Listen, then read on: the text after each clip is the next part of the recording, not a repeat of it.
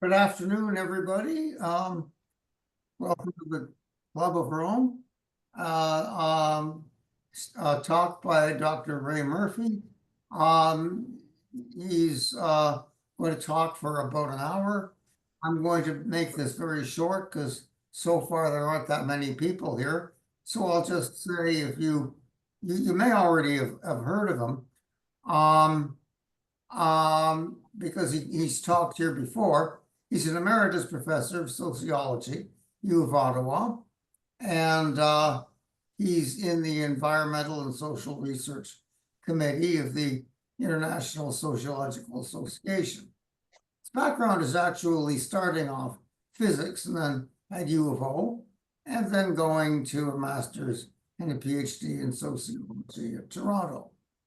And he is one of the people of the Canadian Association of the Club of Rome. So welcome, Ray, and let's see you continue and tell us what you got. This is I should have mentioned this talk before I sign off. This talk is based on a paper that Ray you recently published. Is this right?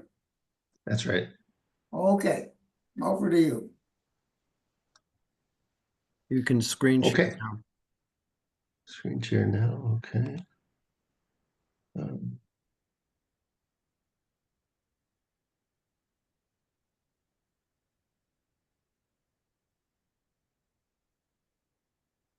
Okay, thank you very much, Zach, for that introduction. As Zach said, this is a presentation based on the paper that I just published recently in Energy and Social Science.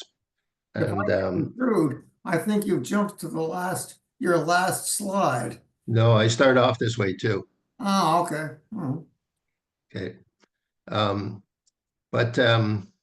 So it starts off by just the natural science finding that human activities are causing contemporary climate change. So that raises the question, well, which activities? It's not bicycling, it's not kayaking, flying in a plane, lifting a big heavy plane up to 35,000 feet, and then propelling it to go at 800 kilometers per hour, and then landing it. That requires a lot of energy. So it must must result in a lot of emissions because the energy is all fossil fuels, jet fuel. So, and what is the scale of that? How many people are flying? Is that increasing or decreasing, worsening or lessening climate change? And by whom? We need to quantify all these effects. Let's see if I can get my... And okay, let's start with a graph that I'm sure all of you know about. Over the last 2,000 years and 12,000 years, the Holocene, the greenhouse gases were relatively stable. But at the time of the Industrial Revolution, they shot up exponentially. And why is that? That's because the Industrial Revolution basically means that's when humans developed the capacity to dig, pump, frack fossil fuels out of the ground and invent technologies to put that carbon in the sky. Planes, cruises, ships, all sorts of inventions like that. So let me just... it's not that humans before, 500 years ago had much better environmental values than humans today. It's just they didn't have the capacity that was developed at the time of the Industrial Revolution, the capacity effectively to cause climate change. And the emissions, that graph shows, those emissions have been recent. 10,000 BC until 1740, there were minimal emissions, minimal climate change, because humans didn't have that capacity to dig, pump, frack fossil fuels and put it in the sky. And even since the Industrial Revolution, it still is a recent acceleration of emissions. From a study found that from the beginning of the Industrial Revolutions, about around 1750 to 1990, 240 years, there were 804 gigatons of greenhouse gas emissions and a slow acceleration of those emissions. But in the last 30 years, from 1990 to 2019, there were 872 gigatons of emissions that were put in the atmosphere. So now there's a rapid acceleration of those emissions. Humans are emitting carbon into the atmosphere by technologically innovating ships, planes, electricity, insatiable data centers, resulting in the acceleration of fossil fuel activities, driving, flying, cruising, cryptocurrency, artificial intelligence, etc. And there's a property of carbon dioxide that's particularly important. It remains in the atmosphere more than a century and accumulates. The implication of that is that even if emissions decrease in 2024, that doesn't mean things are getting better. It means that human-caused climate change is being made worse because 2024 emissions are added to the carbon dioxide emitted into the atmosphere in 2022, 2023, and the last 100 years. One study found that global annual emissions in 1940 were 4.85 billion metric tons.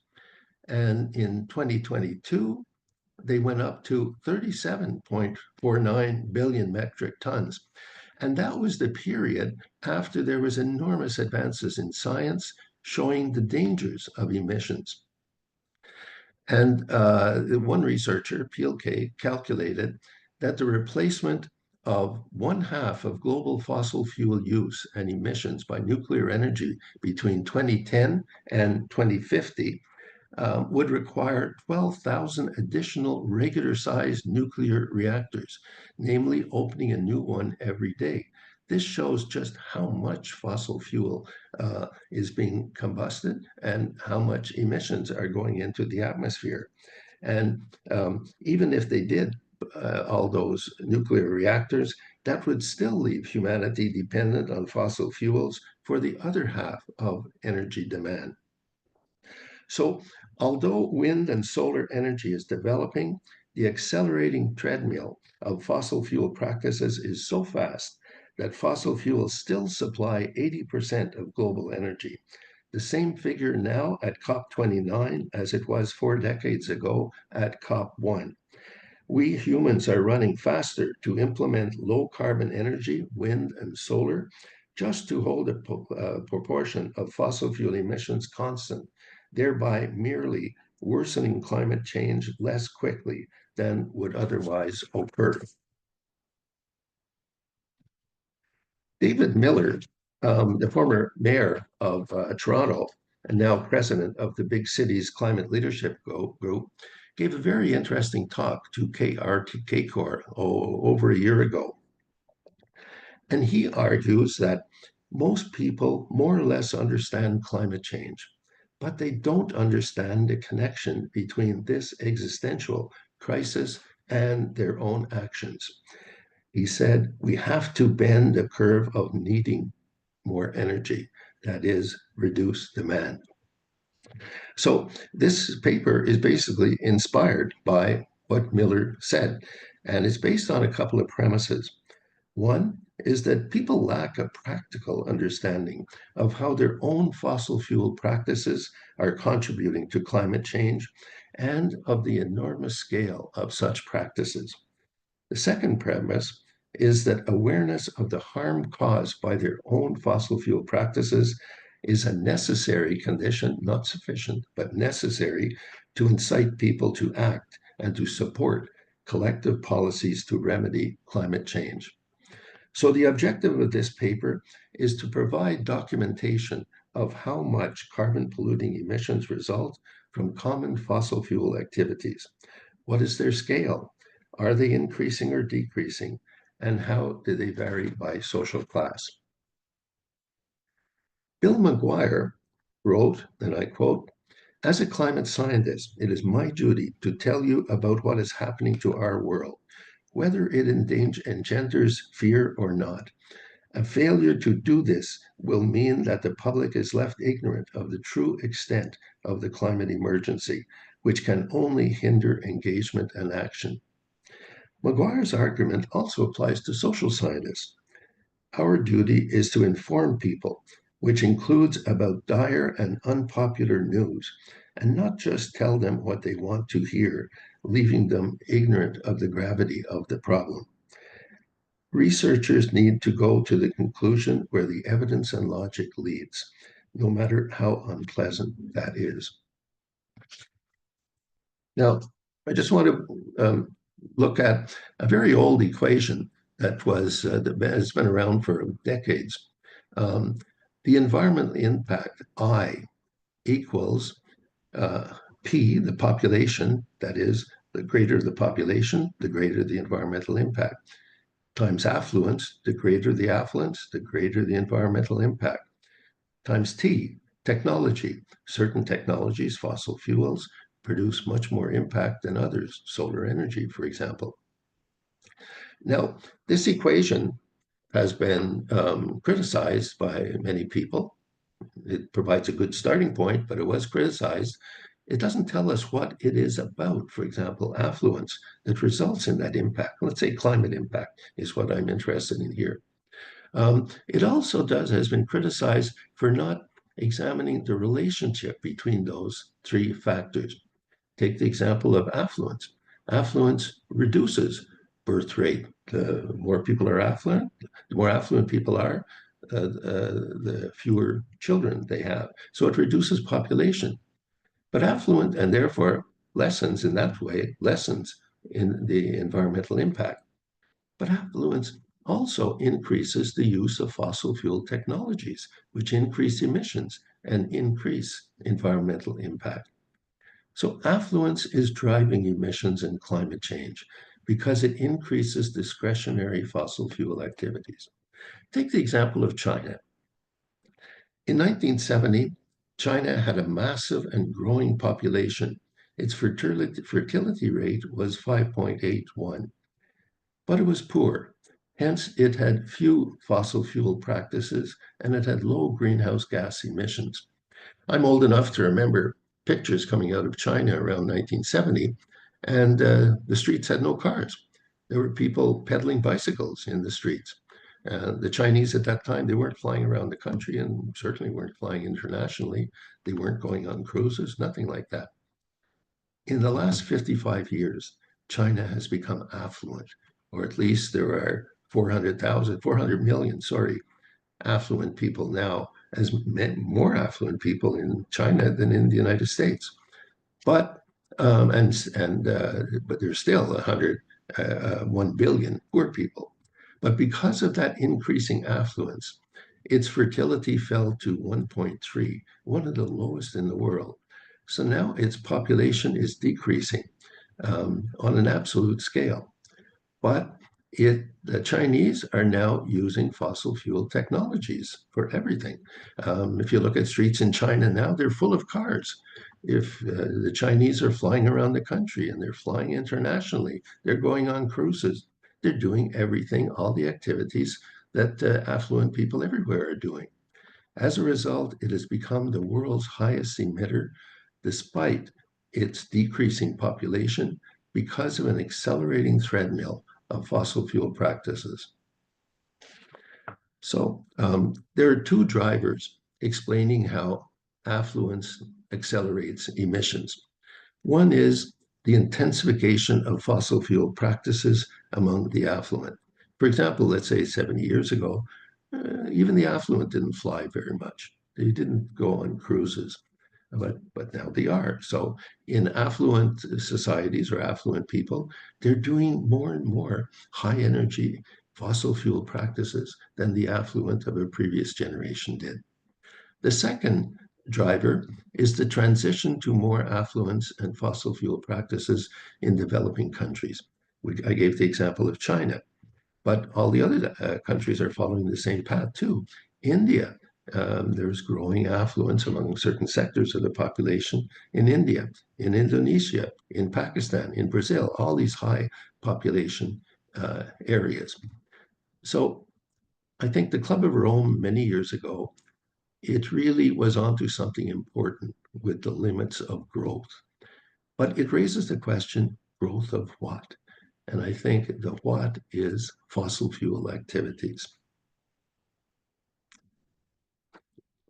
Now, let's get into the analysis now. And the analysis needs to take into account of the emissions of both a small number of super wealthy, enormous carbon polluters and an enormous number of simply regular, affluent, smaller polluters.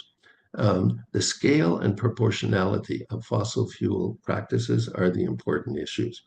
For example, one study found that the wealthiest 0.54% of the global population, about 40 million people, emitted 14% of greenhouse gases. The poorest 50%, about 4 billion people, only emitted 10%, that is less than the 0.54% of the population. The middle 49% emitted the rest, but the more affluent they were, the more they emitted. Now, let's look at the affluent, the wealthy. The wealthy often buy private jets. You know, how better to spend your money than buying a private jet? And there was one several years ago, Elton John had his private jet, and he decided to take Prince Harry on a vacation in Nice. So the BBC hired somebody to calculate how much emissions resulted from this short return flight, London to Nice. And it turns out to be 10 tons of emissions. Now, I don't want to single out Elton John or Prince Harry. I'm just giving that as an illustration. That is what the wealthy do. They buy private jets. There were about 22,000 private jets, many big ones, in operation in 2020. One study found that the private jet market is currently undergoing unprecedented demand. Both charter and ownership demand is soaring. The average number of global daily private jet flights is around 11,500 flights per day in 2021. And of course, one of the suppliers of private jets is the Canadian company Bombardier. It's had some problems with its other divisions, but its private jet market is working quite well. Now let's look at the super wealthy. In 2022, Elon Musk's Gulfstream private plane produced 1,800 tons of carbon dioxide emissions. And once again, I don't want to single out Elon Musk. You know, he's invented all sorts of wonderful things. He's a technical genius. A little bit weird around the edges, maybe, but he's made major accomplishments. And maybe he needed that private jet for some of his innovations. But I'm sure there was an awful lot of just pure pleasure involved in that. But that's basically what the super wealthy do. They buy these huge planes. Other billionaires, for example, Prince Al-Walid bin Talal of Saudi Arabia has his own Airbus A380 for himself and his friends. The Russian oligarch, Usmanov, has an Airbus 340. The Hong Kong real estate tycoon, Joseph Lau, has chosen a Boeing 747. You know, 747 is a big plane. The Sultan of Brunei has his 747 as well. The Russian businessman Abramovich has a Boeing 767. But it's not just these private jets. There's something even worse. And a study calculated that a super yacht with a permanent crew, helicopter pads, submarines, and pools emits about 7,000 tons of carbon dioxide every year, making it by far the worst asset to own from an environmental standpoint. Now let's look at the carbon polluting practices of the merely affluent, not the super wealthy billionaires. And we get into commercial aviation practices. My first question that I had about a plane, a regular plane going up. Lifting, and the average plane weighs about 40,000 kilograms. There are bigger ones and smaller ones, but I'll go by averages here. And it has a 20 kilogram load of passengers, crew, and cargo, and it has 18,000 kilograms of jet fuel. And it's powered to fly at 800 kilometers per hour, an average distance, and landing it requires the combustion of all that jet fuel, thereby emitting an enormous quantity of greenhouse gases. And the number of commercial flights per day is 110,000. It was a couple of years ago. And this flying is on an accelerating treadmill. In 2009, there were 4.5 trillion passenger kilometers flown. 2018, it went up to 8.3 trillion passengers kilometers. In 2019, there were 106 billion gallons of jet fuel combusted. In 2050, it's projected to be, that will be 230 billion gallons of jet fuel combusted. So it's on this accelerating treadmill. Now, we have to keep this in context. 80% of the world's population are excluded from ever flying because of cost. That's what one study found. There are a lot of poor people, very poor people in the world. Aviation practices are monopolized by the remaining 20%, especially by frequent flyers. Nevertheless, 4.3 billion passengers fly annually, and it's projected to increase to 10 billion by 2040. Now, there's a very interesting website, if you get a chance to look at it. It's called myclimate.org. And it's a group of researchers affiliated with ETH, that's the Swiss Technical Institute in Zurich, the equivalent, I guess, of MIT. And anyway, this group calculates the carbon dioxide emissions per passenger for any flight anywhere in the world. So if you want to find out how much your flight emits, just go there and look at it. And just to give the example, keep with that example and they also do it by class of flight: economy, business, first class. And just to take the short example, London-Nice, again, for commercial aviation, if you fly economy class from London to Nice, 438 kilograms of carbon dioxide emissions can be attributed to you. And let's take the average passenger weight, about 90 kilograms. So that means you're putting about 5 times your weight of greenhouse gases into the sky for this, what is it, about an hour and a half flight each way. If you fly business class, which is more spacious, you're putting 6 times your average passenger weight. If you go in with first class, the most spacious, you're putting 12 times the passenger weight for that very short flight. Just shows how much emissions result from flying. Now, conferences also result in a great deal of emissions. And I've participated in academic conferences, but international ones. But academic conferences are just one small group of conferences. There's also international trade shows and business conferences and everything. But there was one group, they had a 6-day international conference with about 5,000 participants every year. But then COVID hit. And so they couldn't do their in-person international conference as usual. They had to switch to a virtual conference. But they had the idea of hiring a researcher to calculate the emissions from their virtual conference and compare it to what would have happened if they had an in-person conference. And they had lots of data from previous in-person conferences. And so they could make the comparison pretty rigorously. And it turns out that the in-person conference would have resulted in 7,100,000 kilograms of carbon dioxide equivalent to transport the 5,000 people by plane, rail, or car. It's mainly from planes. Plus, 500,000 or so kilograms of carbon dioxide from powering the hotels, the meals, the conference venue, for a total of 7,700,000 kilograms of carbon dioxide, which means about 1,500 kilograms of carbon dioxide per participant, or 17 times the weight of the average 90-kilogram participant for the 6-day in-person international conference. The virtual conference that they had data on, it produced 124,000 kilograms of carbon dioxide from to power that virtual conference, 25 kilograms per participant, or 1/4 the weight of the average participant. So the difference is 7.5 million kilograms more carbon dioxide emitted by holding an in-person rather than a virtual conference.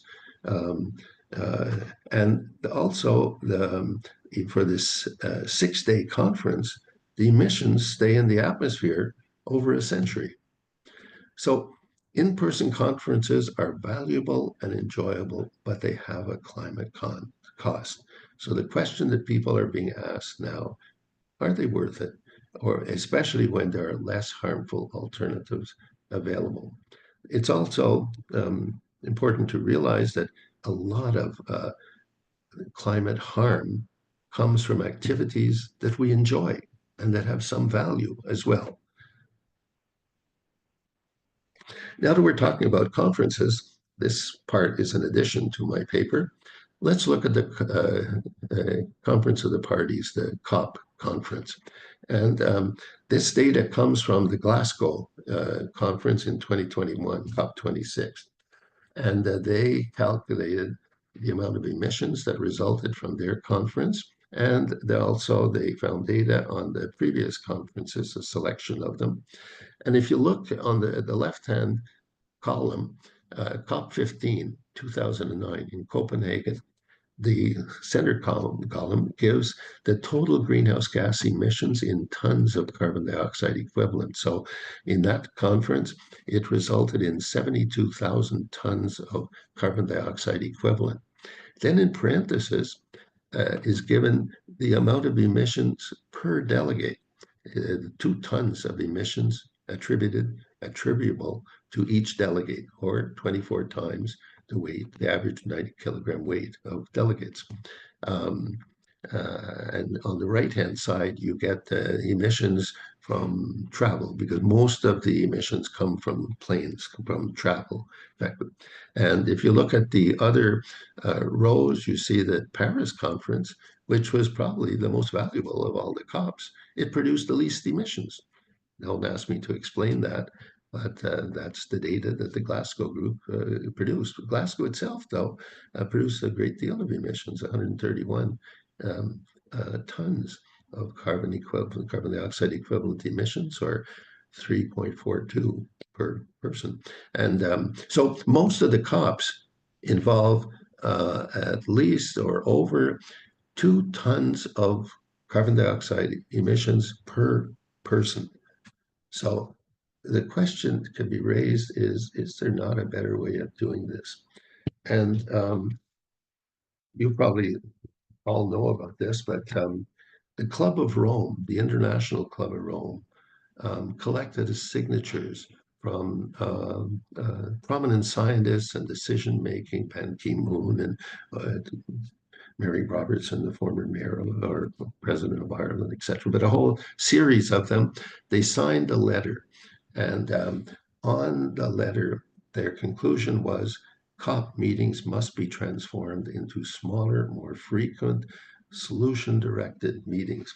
If you bear with me, I'd just like to read that letter, or I shortened it though, so it's not that long. Global emissions continue to increase, carbon sinks are being degraded, and we can no longer exclude the possibility of surpassing 2.9 degrees Celsius of warming by 2100.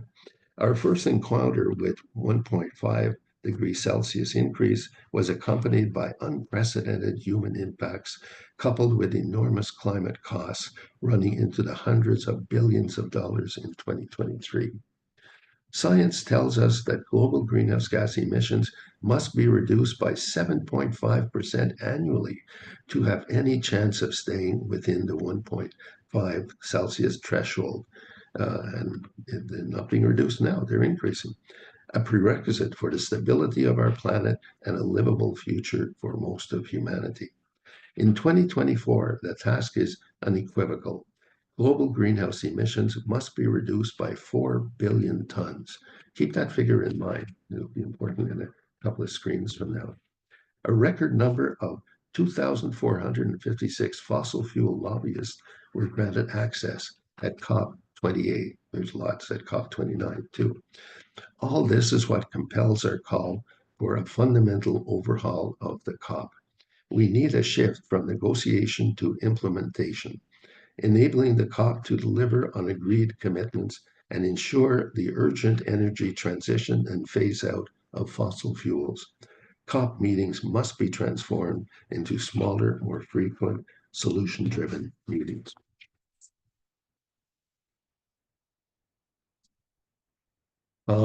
Now for COP and for many of the things I've discussed before, you can always make the argument that they're necessary.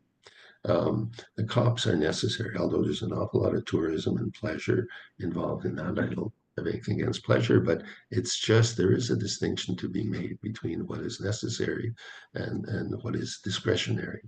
But if you look at cruising, it's on an accelerating treadmill. Data shows that in 1990, there were 3,700,000 people went on a cruise. 2023, it was almost 30 million people.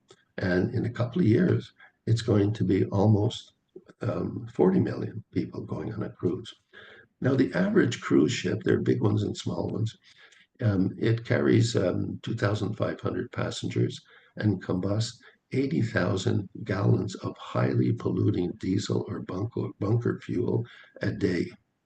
And a study calculated that carbon dioxide emitted by all cruise ships in 2017, divided by the number of passengers, equaled 820 kilograms of carbon dioxide per passenger. That is almost 10 times the average passenger weight. And so people get off the cruise ship in what, a week, 2 weeks, 3 weeks, maybe. But 10 times their weight stays in the atmosphere, causing climate change for a century or more than a century. And this is an underestimate because people usually jet fuel to get to the port of departure and fly back from the destination back home. Now let's look at cars and vans. In 2010, cars produced 3.1 billion metric tons of carbon dioxide emissions. It went up in 2019. 2020, it came down a bit because of COVID, and now it's working its way back up again. And this is the figure that I asked you to keep, the 4 billion metric tons in mind that the Club of Rome suggests we have to reduce it, because that would basically mean taking all the cars off the road on the planet. That's a huge challenge. And now you don't have to do it only with cars. You could reduce emissions from cars, from planes, from cruises, from a whole lot of things, electricity production, etc. But they're all going up. So it's a real challenge to solve this climate change problem. And take another example. In the 1970s, when OPIP increased the price of gas, people drove light sedans, and they made a point of driving light sedans. And then when the gas prices went back down, what did people do? They all chose heavier SUVs and pickup trucks, which now constitute 46% of global vehicle sales. And if you compare it to electric vehicles, that's the vehicle of the future, but it only has 2% of sales, which is very on a global scale. And the electric vehicles are having all sorts of problems in North America and Europe getting demand. And so anyway, the climate problem is a very difficult one. Now, William Nordhaus, the Nobel laureate for 2018 for economics, he gives an example that brings the whole matter down to the micro level from the macro level. He said that driving 100 miles in his car, he consumes 5 gallons of gas, which results in 100 pounds of carbon dioxide. And this is imperceptible to the senses. That's important because in the early industrial period, you could see the pollution, you could smell the pollution, and that probably pushed people to do something about it, eventually at least. But now carbon dioxide is like methane, it's invisible to the senses. Now, the average car is driven 10,000 miles annually, let's say. It's probably an underestimate. So it produces 10,000 pounds of carbon dioxide. Presently, there are 1.5 billion cars in the world, so it's a matter of scale. If any one person drives his car, no problem. But if 1.5 billion cars are driven, we got a climate problem. The global number of cars is projected not to decrease as Cacor wants. It's increasing to 2 billion by 2040. And the number of cars, this has to do with affluence. Cars per 100 population, United States, one study showed 90. In Kenya, 3. And then we come to the military. The United States military is the world's biggest single institutional consumer of hydrocarbons, and therefore the largest institutional carbon polluter, with the Air Force surpassing the Army and Navy. One study showed that the average combustion of fuel in gallons per U.S. soldier per day in the Second World War, it was 1 gallon. Vietnam War, it was 9. Iraq and Afghanistan wars, it was 22. And I have no data on the wars now. There seem to be wars everywhere. In 2015, the American agency responsible for military energy dealt with 14 million gallons of fuel per day. And this is just the United States. And now China has developed all sorts of fossil fuel weapons, and so is Russia and other NATO countries, and even developing countries are getting in on the act. So the military is a big carbon polluter as well. Now, I've got my screen, the top of the screen is blocked off, but anyway, ICT,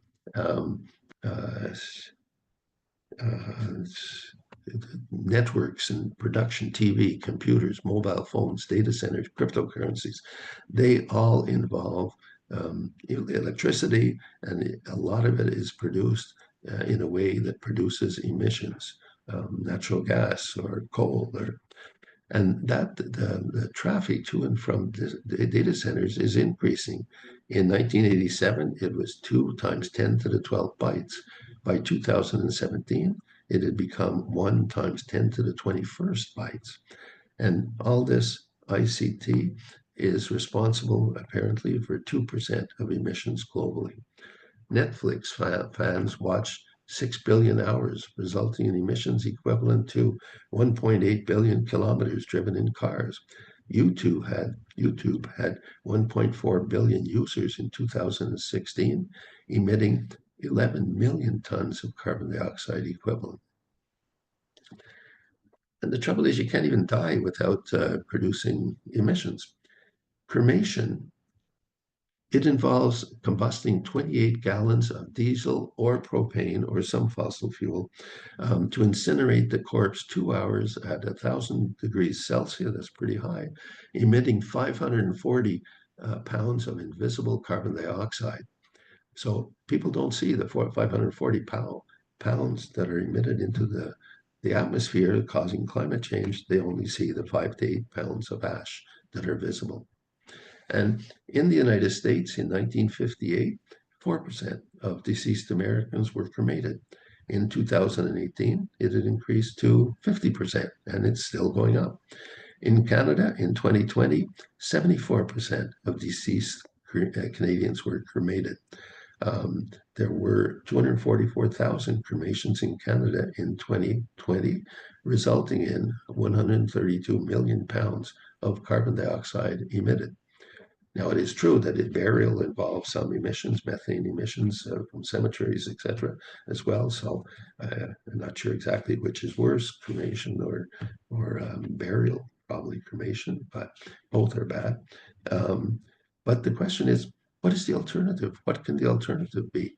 And Desmond Tutu, when he died, he gave the instructions that he wanted his corpse, his body, to be disposed of by aquamation, alkaline hydrolysis. Apparently, that's better for the environment, but try to find aquamation someplace here in Ottawa. And so my point is, there is an emerging new dimension of intergenerational environmental social injustice. The atmosphere constitutes a commons that everyone shares, including future generations. It is being appropriated by the affluent as a waste sink to dump long-lasting carbon. If we dump solid waste in landfill, people get annoyed. If we dump liquid waste in waterways, people get annoyed. But people just dump carbon dioxide in the atmosphere and nobody thinks anything about it. Being of limited size, the more fossil fuel beneficiaries combust, the less carbon sink capacity, what natural scientists call carbon budget, is left for latecomers, the poor, and future generations, without causing climate change and costly disasters. The atmospheric commons is a medium carrying social relations of monopolization and exclusion from risk makers to risk takers. And this is true in space. As the economist Stern said, poor countries are least responsible for the existing stock of greenhouse gases, yet they are hit earliest and hardest by climate change. And in time, the sociologist Ulrich Beck argued issues of climate justice include the excluded non-living future generations who are going to suffer most. And this involves not just humans, but other species as well. The Anthropocene involves not just the impact of human activities, but more precisely the monopolization of the planet's resources by humans and our activities. And it's been found that at the present 1% of global, or 1 degree Celsius of global warming, 50% of species are failing to cope, including those as different as coral and polar bears. And global warming will probably rise by at least 2 degrees Celsius. A study found that total plant biomass, especially trees, and it's not just, fossil fuels, it's the whole impact of humans on the environment. But fossil fuels are a big part of it. The total plant biomass, especially trees, has declined by half. The wild mammal biomass has been cut by 85%. Domesticated cattle and pigs outweigh wild animals by 14-1. Domesticated fowl, especially chickens, outweigh birds by, I can't see the figure, something to 1. I don't know. Don't ask me the methodology, how they get all those numbers, but a study came up with that estimate. And now perhaps you will say, well, efficiency will solve the problem. But the problem is that these fossil fuel practices and their emissions are outpacing improvements in efficiency. Annual airline fuel efficiency increased between 2000 and 2010 by 2.4%. Wonderful. 2010 to 2019, 1.9%, perhaps partly because of diminishing returns, I don't know. But the problem is the annual increase in airline passengers between 2000 and 2019 was 5%. So we're falling behind on that treadmill. The global percentage of fuel for jets, that is sustainable aviation fuel, SAF, I can't see it on my screen, but it's 0.1%. 0.1%. The rest is fossil fuels, jet fuel. So right now, the only way to mitigate harm to the climate from flying is to fly less. But that should put pressure to technologically, because people enjoy flying, put pressure to develop a technological alternative to fossil fuels. But this problem of growth outpacing efficiency gains is true for many things. The annual efficiency gains for Netflix and YouTube was 20%. Wonderful. The annual growth in demand for Netflix and YouTube was 50%. Electricity consumption by data centers increased from 2014 to 2020, despite major improvements in efficiency. And this is something that people have known, or researchers have known for a long time. The more efficient technology, the more people use it. Now, let's look at a graph that comes from the Canadian government, the overall economy in the Canadian government. If you look at the yellow graph, you'll see that over the years, 1990 to recently, the greenhouse gases per GDP emissions intensity has been increasing. That's great. But don't make the mistake of concluding that means greenhouse gases have decreased. On the contrary, because GDP has increased, the greenhouse gases in Canada have increased. Canada's performance is worse now than it was years ago, even though it's better in terms of GDP, greenhouse gases per GDP. The absolute amount of greenhouse gases is what affects the planet, not gases per GDP. So what is undermining climate change mitigation and the low carbon transition? Well, it's the accelerating demand for fossil fuel practices by the affluent and their monopolization of the atmospheric commons as a carbon pollutions sink. And this cancels out efforts to reduce emissions and mitigate climate change, such as efficiency increases and the introduction of wind and solar energy, electrical vehicles, sustainable aviation fuel, etc. The net result leaves a carbon-polluted atmosphere and a degraded biophysical environment for latecomers, namely future generations and the poor, who will have to suffer costly disasters. And so how does those fossil fuel practices undermine mitigation and adaptation? Well, wind and solar farms, that'd be a wonderful solution to implement them. But to replace the huge amount of fossil fuels that we use, it would need to cover a huge area.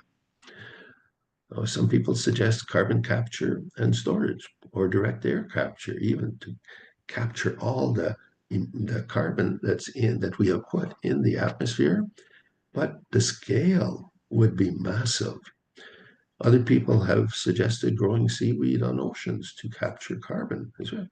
But one estimate showed that it would need to cover half of the Indian Ocean, huge space. Replacing internal combustion engines with battery-powered electrical vehicles would necessitate a gigantic quantity of nickel, copper, cobalt, rare minerals, etc. Replacing fossil fuels with small modular nuclear reactors that would require a colossal number of them, which would require a huge quantity of uranium and produce a large amount of radioactive waste. So the more fossil fuel practices and emissions there are, also the more time it will take, because for technological and socioeconomic transitions, because these take time. Hence, the scale of fossil fuel practices impedes urgently needed remedies. And then we come to the question, who is responsible for greenhouse gas pollution, and who should pay for the damage? Is it the flying public? Let's take flying as an example. Is it the flying public, or the tourist industry promoting fossil fuel traveling, or the airline companies, or the jet fuel manufacturing companies and the oil companies? Or is it the fossil fuel extracting and exporting countries? Or is it all of the above, and in what proportion? But it is certainly not those who never or rarely fly, namely poor people and future generations. And the atmospheric commons sink is finite. That's one of its major properties.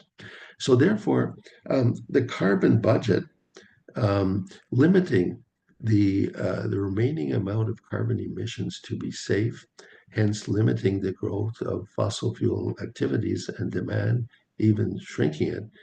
That's a key concept. And what about the concept of degrowth? Well, and what I'm trying to make here is that these degrowth and limits to growth, they have to be nuanced. And degrowth is needed for polluting activities, whereas growth is needed for environmentally benign activities.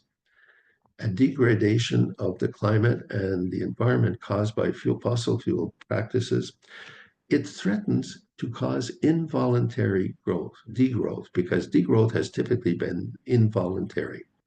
So the question is, will high energy activities be restrained? Or won't they? No, that's not the right question. The question is, will they be restrained temporarily and purposefully by an understanding that fossil fuel practices are causing long-term harm and cost?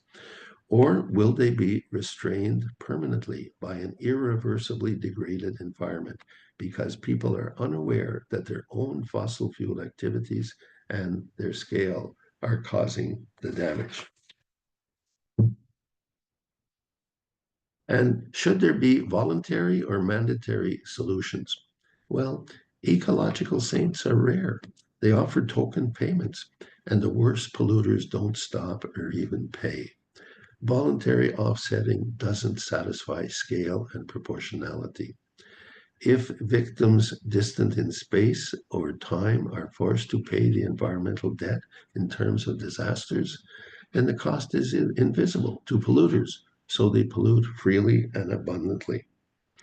To correct this and create a disincentive for carbon pollution and human-caused global warming, mandatory offsetting and carbon taxes must be paid upfront in proportion to pollution. Saying this will never make me very popular, but it follows the advice of Nobel Prize-winning economist William Nordhaus. Living in society requires controlling activities that harm others, such as emitting greenhouse gases. Now, why is there resistance to mitigating climate change? There are several reasons. One reason is that the harmful consequences of climate change result from energy-intensive activities and affluence that people enjoy. It's what they enjoy that's causing the harm, and that's why people resist it. Second reason is there is a time lag and delayed action effect between enjoyable cause and harmful consequences, and similarly between mitigation action and its benefits. But third is maybe the most important. There is a lack of a practical understanding of the harmful environmental consequences of high energy practices people enjoy. This impedes the development of needed foresight to anticipate future harm. The climate crisis is a crisis of foresight, a failure to see how near-term fossil fuel pleasures are causing long-term harm. It's not because people intentionally harm the climate, because they're not quite aware of how their own activities are causing the problem. I just want to quote, have a quote from Homer Dixon, who gave an excellent presentation here at our Ottawa Cacor about a year ago. And he says, if hope is to be a motivator and not a crutch, it needs to be honest and not false. It needs to be anchored in a realistic, evidence-based understanding of the dangers we face and a clear vision of how to get past those dangers to a good future. So I just want to propose at the end two hypotheses. People do not know in understandable units the amount of lasting emissions from their own fossil fuel practices, nor their scale and the increase of that. If flying, cruising, and the like are assumed to be harmless, why not do them? Because they are enjoyable. Hence, disclosure of climate consequences of common practices is crucial for fostering an informed citizenry. And secondly, this translation of the science of climate change into a practical understanding of the consequences of one's own fossil fuel practices is a necessary condition, not sufficient, for prompting mitigation of the climate crisis. If the translation is not done, then the low carbon transition will be exceedingly difficult and perhaps will fail. So thank you very much for listening, and I'm looking forward to your comments. That's it. Oh, I should point out, this presentation is based on an article I just published in Energy Research and Social Science. But it's also based on a previous book I wrote, The Fossil Fuel Climate Crisis, Foresight or Discounting Danger. Well, I want to thank you very much, Ray Murphy. No, I'm not sure if a formal thanks from Ted Manning comes now or after our discussion, but let me give me my informal thanks and suggest it's time to ask questions. So look, we've got a few people lined up. Claude Buechner and Dave Doherty and David Pollock in particular. I'm going to suggest in reverse order. David Pollock, then David Doherty, then Claude Buechner. If you would unmute yourselves and maybe show us your faces too. There's David Pollock. Thanks, Zach. Raymond, much appreciated. I thought it was a really helpful way of doing a presentation. And I'm just wondering from your experience, most of the people that I connect with, I would put in kind of a middling affluent group, not the people with private jets, but the people that are in between, some with electric vehicles and some without. And I'm just wondering, what ways have you found are the most motivating to help get that group to think about changing? One of the things I've run into is the notion that people follow climate change to some degree and they feel things have gone so far so badly that the response is, what good is the little that I can do? Is it worth depriving myself the pleasure of the cruise or the trip or the whatever, because that's going to do precious little. And so, I mean, it's a kind of a cheap out response that one sometimes gets, but I'm really wondering what you've found to be most effective in perhaps changing people's thinking about their own behavior.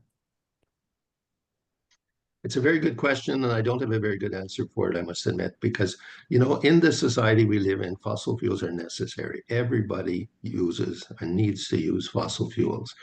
But there's a big difference between some people are using them all the time and resulting in an awful lot of emissions. And I think the most important thing is that people have to become aware of how much emissions result from those normal, common activities. And I tend to follow the procedure or the solution, and it's not very acceptable these days, I guess, of that Nobel Prize winner, William Nordhaus, who says that you have to put a price on pollution. And because the price affects everything in society, so people will pollute less if it costs more. And so I tend to follow his approach that we have to have some way of pricing carbon dioxide pollution. Now, the problem is, at the present time especially, this is not popular at all. And who knows, might never be. But what's the alternative? I don't have a very good alternative to that. just to follow up. Hey, David, I think you're up. Or I'm sorry, David Pollock, are you completely finished? Should I go to Dave Doherty or? Could I just follow up for a second question, Zach? Okay, Yeah, thanks, Raymond. I'm wondering, in that line of thinking, that are you thinking that it makes more sense or very good sense to put our energies into public policy changes and advocacy because it's change at that scale that's needed, or to still focus on trying to get yourself and neighbors and family to make small individual changes? But I would say all of the above, but the Mhm. really important one is though that collective change, because you could get a small little niche of people doing, ecological saints, but yet, and then other people polluting, and then Yes. everybody's affected by the big polluters and massive people polluting, and so both are good, but I think the collective response is the one that's going to have to be um, implemented somehow, and it might just become implemented when the situation becomes so serious. Yes, I agree with you. Thank you. all right, David Doherty, and then Anitra, you're on deck. Thank you. Very interesting talk, Dr. Murphy. Thank you very much. I had made the comment as follows, and I'd like your views on it. I thought that your way of discussing emission reduction was profound. It's not as though emission reductions can be avoided. It's a question of whether they're going to be voluntary or not. This nears what Malthus said. We can control ourselves voluntarily, or we will be controlled by famine, disease, and violence. And if in this case you want to add to that climate change, biodiversity loss, and a bunch of other things like poisoning, then feel free to do it, because he wasn't aware of the poly crisis that we currently face. So I'd like your opinion on that. Yeah, but I agree completely with that. Climate change is a major problem. And I think one of the big issues is that people are concerned about short-term affordability. And I understand that. But there's a long-term problem, and people don't have that long view. So it's a lack of foresight. And, Malthus, he wrote his books, 1792, or I've forgotten the exact date, a long time ago. And people think, oh, well, that's passé now.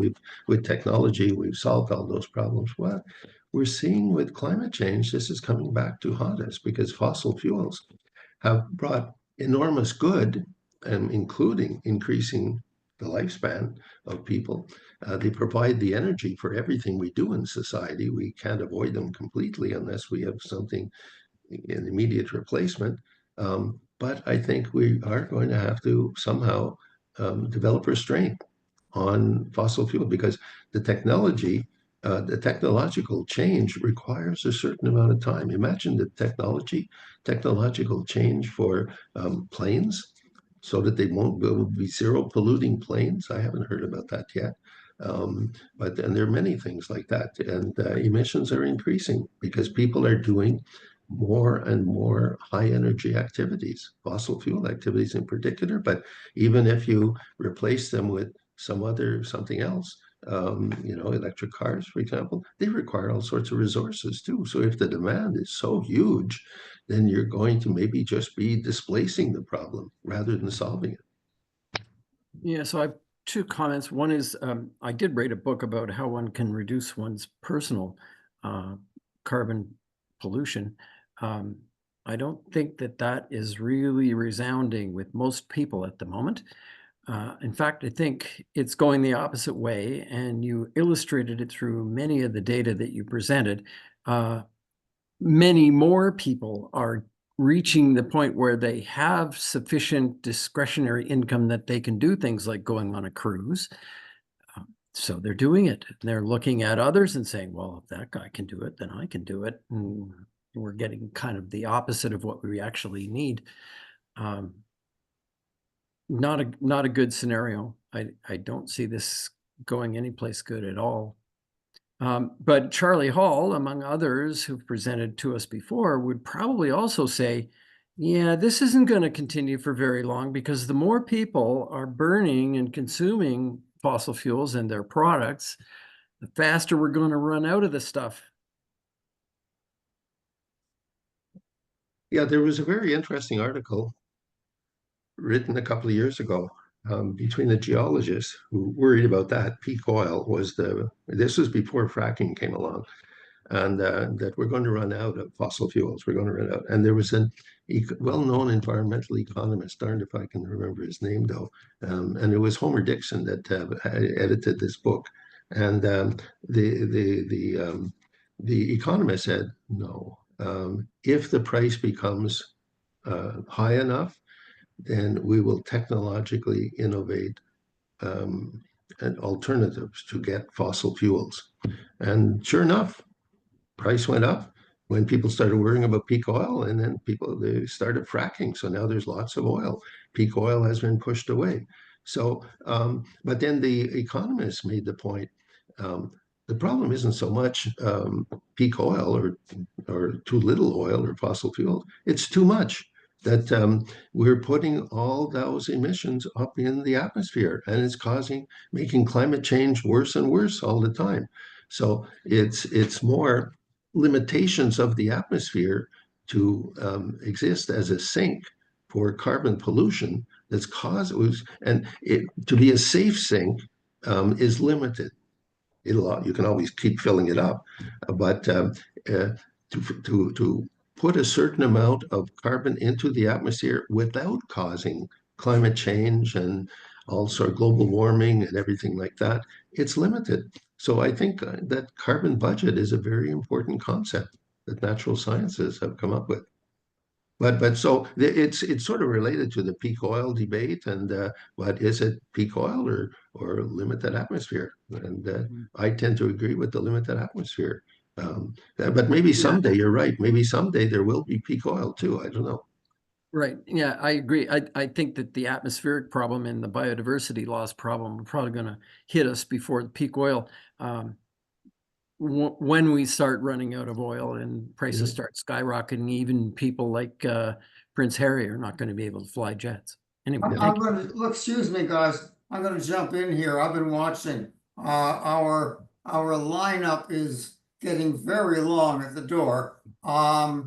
So I'm going to suggest Anitra, and then Claude and Art Hunter, and Richard's been sending me questions. He says, I haven't even seen them, Richard. So how about that order?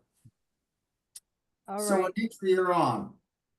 So I wanted to clarify one of the nuances, which is in the oceans, which is 70% of the space of the world. It's the coastlines and species like mangroves and seagrass that are the most dissolved carbon scrubbing out of the seawater, not the algae, which then disintegrate and their carbon just falls through the water column. But these rooted plants that sequester or store away the dissolved carbon that partitions into the seawater and then is taken by the roots and put securely into and they do this 5 times better than the tropical forest. So there are a huge number of people who are planting the wrong things in the wrong places around the world. That's number one. Number two, at the same time that we have upped the throwing of carbon dioxide into the water, we have gotten rid of most of our forests. Canada, Russia, Cameroon, Alaska, there are only a few places in the world that have vital forests, and the rest of them, according to FAO, the Food and Agricultural Association of the United Nations, have gotten rid of 85% of the original forest. Now, this was the lungs that took in the carbon dioxide and put it down into the soil. So if you were to do a more nuanced set of solutions, one of the solutions certainly is to revitalize all these plants that were doing the work and are needed to give us the oxygen we need. And there's some balance there between the kind of humanoid sociological things you're speaking about and the ecological situation of what we've done to the world. Um, uh, the next point is very brief, and I'll just make a reminder that we who have small voices in the Club of Rome and other NGOs are speaking against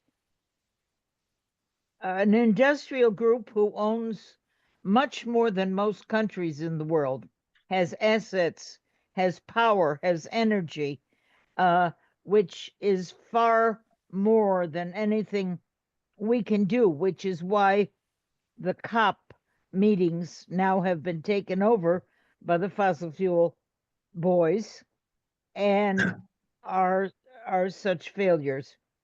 And the third thing is that we need to look at holistic action. And it's my opinion, like David Pollock said, if we have something positive that people can move toward, additionally, they comprehend the awareness of the relationship between their action and the problem, then they might well move toward that. Smoking and stopping smoking is such an example. We all smoked in the 1950s and 1960s, and then we learned that it would make lung cancer, heart attacks, and a series of other things, and many of us stopped smoking permanently. So to find actions and teach the awareness doubly, and perhaps some feeling of injustice to the living natural world as well as to those in poverty, I think is a part of the more nuanced solutions to this whole thing. Okay, that's very interesting. I agree with you. And but it is rather depressing, the first 2 points that you say. I didn't touch on absorbing carbon from the atmosphere, really, but it seems as if we're depleting that possibility too, as well as putting more carbon in the atmosphere. I like the smoking analogy too, because that's a success story. This can become very, very, very depressing, But when we look at smoking, you're absolutely right. What is it? Over 50% of Canadians smoked at one point, and then the science showed that it was related to lung cancer, and so the rates are down to, I think, almost single digits among adults now. We And need to move, I'm sorry, we need to move on. okay, Here's the okay. next. Claude, you're next. I seem to have ignored John Legg completely. I'm surprised I didn't see your questions. And Paul Beckwith. So let's start with that bunch. Unmute Okay, yourselves and go. I'll be very brief. I put a couple of comments that worked off of what you were saying, and they'll speak for themselves in the chat. But you mentioned depression. Depression is very depressing to think about and look at some of these things. So it's a personal question to you, Dr. Murphy. How do you personally deal with your grief as you look at these parameters that seem to be getting worse and they're very bad? Well, that's quite a question. I don't know, like And forgive me everybody. if it's too personal, No, because, that's but fine. I think I would be interested in people who work all the time in this. How do they deal with it? Because even as an outside observer, I could ignore all of it, but I want to know what the situation is. And I think dealing with our grief is a very important first step. Yeah. I'm not quite sure I know how to answer your question, but let me just say a couple of things, though, that, I was the president of the Environment and Society Research Committee of the International Sociological Association. And they, at one point, well, they've had for a long time what they call the World Congress of Sociology. And then they decided that was every 4 years. I call it the Sociological Olympics. But then they decided to have a World Forum every second year. And so I tried to agitate with them to at least make the World Forum in intervening years virtual, because I understand how much flying causes greenhouse gas emissions. That's one of the activities that natural scientists are talking about. Um, But I must admit, I banged my head against a brick wall, and that they didn't accept that. They wanted their in-person conference. And I think a lot, because in-person conferences are enjoyable. I've enjoyed them in the past too, but now I realize just how much emissions. There's a debate in the academic world of to what extent can we make conference virtual, but still most people insist on in-person conferences. But, the hardest part of what you're saying on a very personal level is that, I see my children and grandchildren, they aspire to go on trips, and to see the world. I understand that, but you got to fly to do it. If you fly, you're part of the cause of greenhouse gas emissions. I try to reduce my flying in particular. I've gone to academic conferences in Toronto. How do I go? I go by bus. Or Montreal, the same thing. But I don't have a good answer for your question, but the hardest part is to see, the next generation that, children and grandchildren, they're not going to be able to do the things that I've done without having a major effect on the climate. It's pretty hard. I don't know if I call that grief but it's it's a realization that's hard to deal with. Thank you. Appreciate it. Hey, well, John Lager, if you're there, if not, Paul Beckwith. I am here, Zach. Okay. Thanks for, anyway, I'll just turn myself on here. There we are. I just wanted to congratulate you, Dr. Murphy, for choosing probably the most vital question that there is at this moment. So I've cut the first 2 sentences down to that. Canada, in my opinion, because Alberta is the jurisdiction with the largest oil and gas sector, and because this question is a very tempting one for Alberta politicians to use it to stay in power, this key question could be a very serious threat for Canada's unity. Do you agree with this general conclusion? And if you do, here's a very difficult question. How could our association, how could Cacor be the most effective possible in both keeping the country together and diminishing Canada's greenhouse gases as quickly as possible? There we are. There's an easy one just to... Yeah, it's a sure easy one. Yeah. No, once again, I don't have good answers. So you people, I hope you come up with the answers. I just ask questions, but it's tough. But no, especially when I see Daniel Smith not even wanting a cap on emissions, that means unlimited emissions. Oh my gosh, a lot of people, and with Trump in power, he doesn't even believe in climate change. It's not occurring. Drill, baby, drill, I think is his motto. It's very discouraging, the world we live in, to be quite honest, but this is going to come back to haunt people. Even Alberta has all sorts of forest fires, and it was a Slave Lake, and I can't remember all the 3 different places that they had one community wiped out by forest fires after another and almost wiped out. So, but yet people seem to be very slow learners at this. It's causing more and more problems. And, you know, as scientists, natural scientists have shown, greenhouse gases are increasing in the atmosphere. So some people say, well, climate change is not just for the future, we have it today. Yes, but it's going to be worse in the future for our children and grandchildren. And it's a major, major problem. How we get out of this, I'm not sure.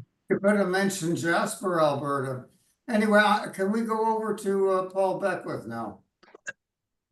Yeah, great talk. Raymond, thank you very much. A couple points I'd like to make is the first point is, you know, many of the people that have the means and affluence to go on the cruises and to fly are, you know, the generally older demographics of the population.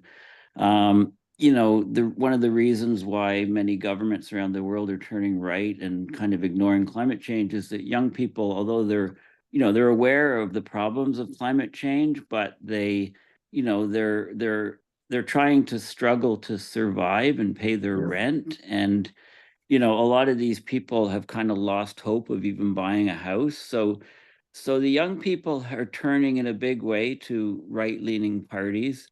Incumbent parties are losing political power all over the world. You know, just, you know, look at many countries in Europe, and, you know, the US is the biggest example of that. Young people in Canada by far prefer Poilievre and the Conservatives because they're not able, you know, 80% of their income is to pay rent. They have no hope of ever buying a house. The only way young people see getting forward right now is through inheritances. You know, many of our own kids probably live at home and in basements and so on. So they don't really care much about climate change. They care about present day, and they're voting for parties that say, you know, inflation's a problem, cost of living's a problem. So this is, you know, sweeping us. I think, you know, coming from COP, personally, I don't have any hope that humanity will be able to get off fossil fuels. It will possibly, economics will drive us off fossil fuels because solar power is a huge glimmer of hope. I mean, it's electricity generation from solar is doubling every 3 years. It'll surpass nuclear in a year overall. It'll surpass wind in a couple of years. It'll surpass every other form of electrical generation within less than a decade. So that's a huge glimmer of hope. The other thing I see is that we just have to figure out how to pull CO2 out of the atmosphere and how to pull methane out of the atmosphere and how to cool our planet by, you know, whether you like so-called geoengineering or not, it's going to happen. We know volcanoes can cool the planet. So these are areas I think that we're going to see, like them or not. I don't think, you know, it's not capable, we're not capable of cutting fossil fuels because any other everyday issue comes and trumps that. That's just comments. And, you know, coming from COP, there's a lot more interest in carbon removal methods and in solar radiation management methods. And these things were never even talked about, say, 5 or 10 years ago at any of these COPs. Yeah, the problem with carbon renewal, though, is that the demand is so great. You've got so much to renew. You know, I don't, depending on, and carbon renewal, it's an unproven removal, not renewal. Yeah. removal. Yeah, it's you know, it might Right. have I agree. unintended I agree. consequences too. Like to scale up, Okay. it's very, but this is why we have, you know, this is why we're going to be trying to cool the planet with technology. I don't see us avoiding this at this stage. It's my opinion. Okay. I can't tell you how much I agree with you. Well, I'm gonna jump over if I can, though. Shaheen asked some questions. Art Hunter has some comments. So Shaheen next. Art, you're on deck. Richard, do you want to still stay on deck? I would like to ask my question if I could. Is that a good time? Well, Yeah? can you get into the queue after Art Hunter then? Sure. Okay. I'm going to just make comments and I'll leave those in the chat. I think there's people with better questions than mine. Go ahead. Shaheen? if you're still there. Hey, Richard, you're up. Okay, thank you. I just wondered, I noted that the use of SAFs in the jet industry, you pointed out beautifully, it's only 0.1% of current fuel of current jets use SAFs. And I'm just wondering, what is limiting the uptake of that? And would it be of any use to make it mandatory? That's my first question. Yeah, I'm not sure I can answer that though, but it's probably cost. It probably costs more, but I don't know. There might be efficiency implications, but I'm not sure. But it's almost negligible Let right me now. just jump in. Paul Butler, do you have comment on that? No, he's gone. Okay, So the second question is, if you're Minister Guilbeault tomorrow and you're given a clean slate to try and reverse course on climate change, what would be your first move and how would you proceed? You people ask such easy questions. My gosh.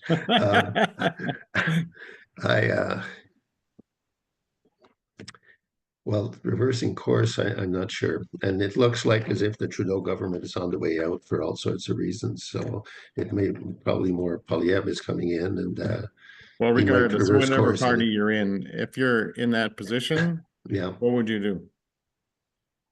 I don't know. I tend to support, like that Nobel Prize economist, the carbon pricing, make a price on pollution because there are externalities to the use of fossil fuels, and these have costs, and that the person using the fossil fuels pay those costs. Seems to me very logical.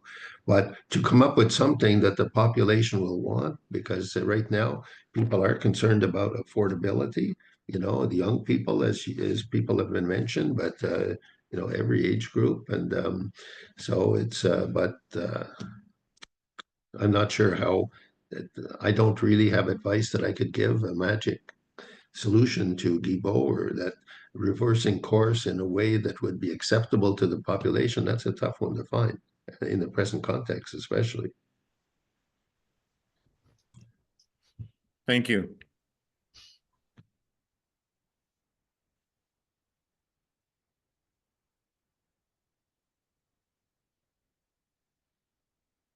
Zach, you're muted.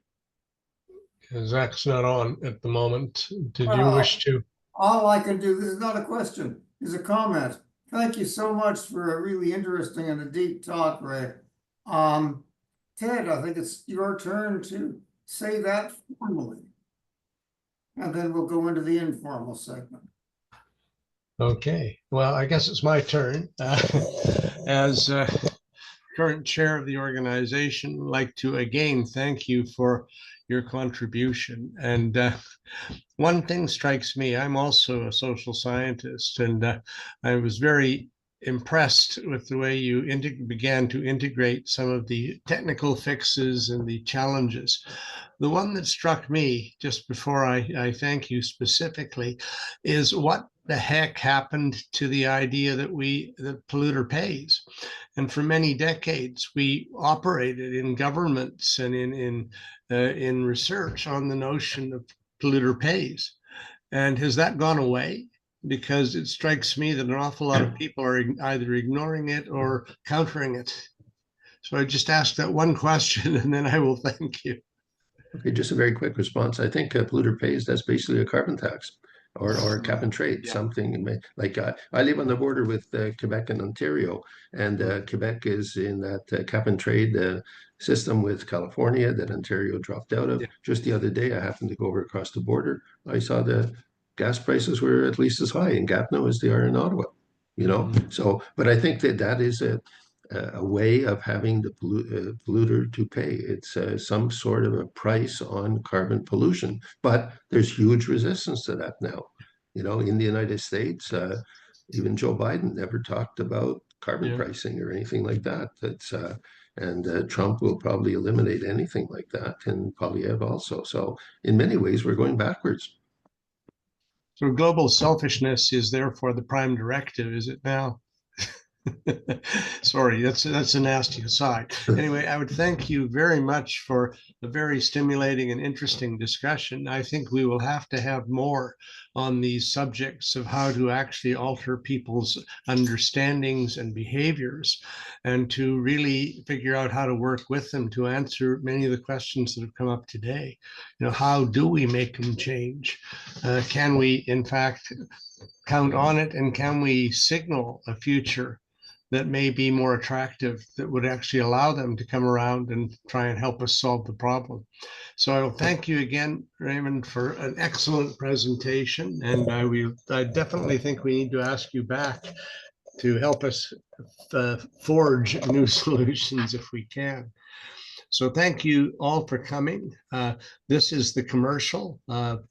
This will be on our website very shortly, as will all of the previous presentations. And we would ask you to join. And we are about to go out to all of you in the next couple of weeks to give you a chance to rejoin, to pay your annual dues, and to help us make this also, just like pollution prevention, actually economical, at least for us. So thank you very much for coming. And can I just thank everyone for all your insightful comments and, please, and everything? Raymond, go ahead. Thank you very much. We will be delighted to host you again, and we have a lot of people who have a lot of interesting ideas. So thank you again. Please watch us on the YouTube channel. Please subscribe while you're there, because we do get certain benefits from having the cross-cultural and cross-people links. So thank you all very much. We will now let you put on your